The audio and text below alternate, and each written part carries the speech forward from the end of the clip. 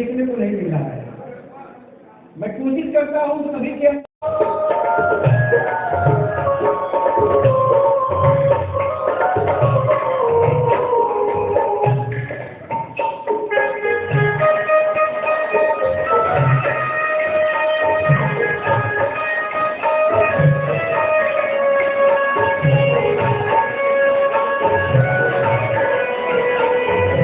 कि हम पूर्वांचल रत्न सम्मान समारोह आज शहीद दिवस के अवसर पर 23 मार्च शहीद दिवस का दिन होता है। हम इस अवसर पर पूर्वांचल सम्मान समारोह शहीद के परिवार को सम्मानित करने के लिए आयोजित किए हैं। शहीद के परिवार 3-4 जिले से मिला के गोरखपुर, कुशीनगर, देवरिया, महाराजगंज से आए हैं। 11 परिवारों को हम आज इस मंच के माध्यम से सम्मानित करने का कार्यक्रम ऐसा आयोजित किए हैं। पूरी टीम मिलकर आयोजित की है सभी शहीदों के सम्मान में। जी, जो शहीद हुए हैं इस बार हम लोगों ने मंडल स्तर पे तय किया है। जैसा आप जानते हैं महाराजगंज, कुशीनगर, देवरिया और गोरखपुर स्तर पे, इस मंडल स्तर पे हम शहीद परिवारों को आमंत्रित किए हैं।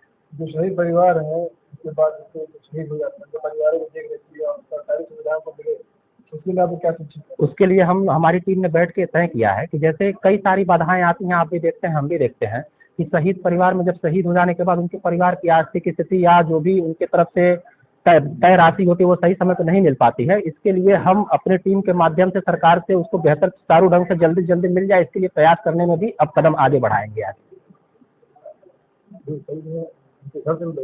जी, शहीद परिवार, ये कार्यक्रम शहीद परिवारों के लिए आयोजित है। शहीद परिवार से ही कई लोग आए हुए हैं। 11 शहीद परिवार में से किसी परिवार से 2 लोग, किसी परिवार से 3 लोग, किसी परिवार से 4 लोग, ऐसी संख्या में शहीद के परिवार आए हुए हैं। आदित्य द्विवेदी नाम है।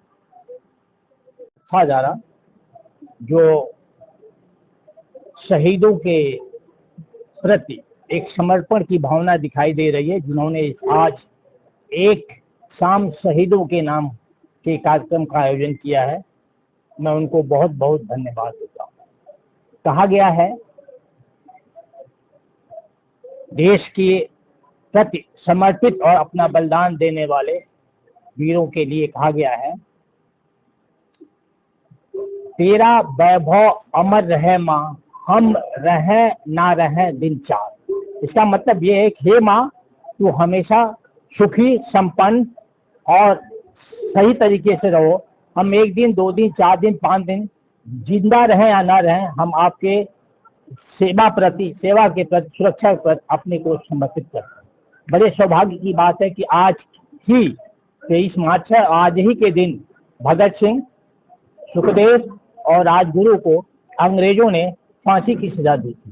देश की आजादी के लिए उनकी कुर्बानी हमारे देश के नौजवानों के लिए एक प्रेरणा है, जिन्होंने अपनी बिल्कुल 25 साल से कम उम्र में इस देश की आजादी के लिए, इस देश की स्वतंत्रता के लिए अपना बलिदान दे दिया।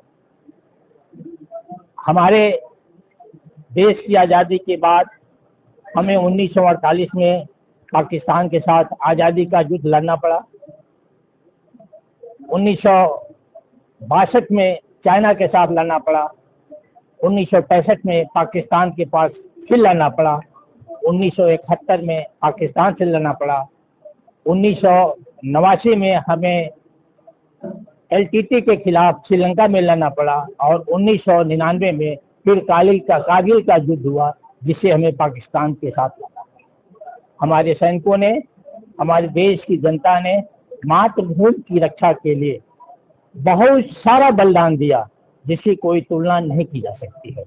हमें कारगिल के युद्ध में मैंने भाग लिया था, उसमें 559 आदमी मारे गए थे, छोटी सी जगह के युद्ध के लिए। वह एक बहुत ही गौरवमयी इतिहास है और उसके युद्ध की विजय के बाद दुनिया हमें ये मानने लगी, भारतीय सेना दुनिया में एक सशक्त, संपन्न और सकुशल सेना है।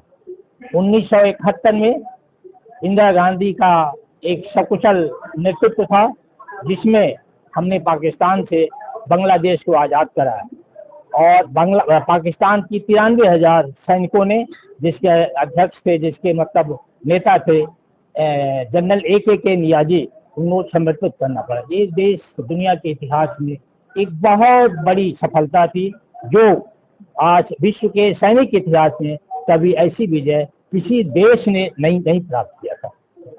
तो युवाओं के लिए क्या कहना चाहिए? युवाओं के लिए कहना चाहेंगे कि देखिए, कहा जाता है कि ये कहा जाता है कि देश को निकाल के लाए हैं संपत गांव से, मेरे देश के बच्चों को रखना इसे संभाल के। आज के युवा जो 65% देश की आजादी का 65% 40 साल से कम उम्र के हैं। इस देश को सही सलामत और सकुशल रखने की जिम्मेदारी उनकी है। हम लोग तो फिर अब कुछ दिनों के मेहमान हैं, लेकिन अपने देश की नौजवानों को मैं कहना चाहूंगा, मेरे बच्चों, आप पढ़ें लिखें और हमेशा अपनी जिंदगी में राष्ट्र प्रथम, नेशन फर्स्ट मान कर